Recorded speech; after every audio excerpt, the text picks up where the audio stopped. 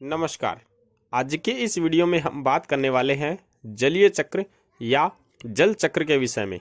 जैसा कि आप सभी जानते हैं कि जल की 3 अवस्थाएं होती हैं। पहली बर्फ जो ठोस अवस्था होती है, दूसरी पानी जो द्रव अवस्था होती है और तीसरी वाष्प या भाप जो कि गैसीय अवस्था होती है। और जल की इन्हीं विभिन्न अवस्थाओं में संपन्न होने वाली चक्रीय प्रक्रिया को जल चक्र कहते हैं।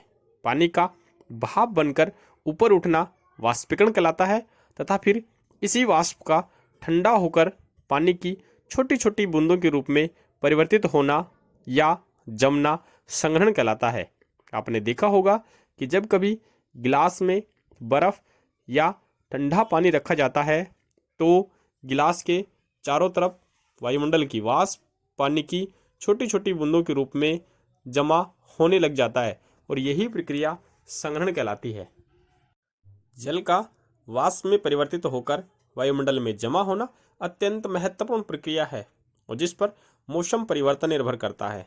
महासागरों से स्थल की ओर चलने वाली हवा इस जलवाष्प को गति देती है, जिससे जलवाष्प संघनित होकर धरातल पर वर्षा करती है तथा वर्षा से प्राप्त जल नदी नालों के रूप में धरातल पर बहता हुआ अंत में महासागरों में पहुंचता है। और इस प्रकार वर्षा से प्राप्त इस जल का कुछ भाग वनस्पतियों द्वारा वाष्प उत्सर्जन होने से कम हो जाता है तथा कुछ जल नदी झीलों तालाबों आदि से वाष्पीकरण द्वारा पुनः वायुमंडल में पहुंच जाता है।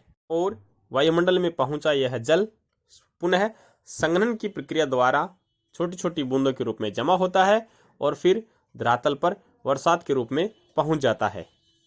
इस जलीय चक्र का हमारे जीवन में क्या महत्व है, आइए हम जानते हैं।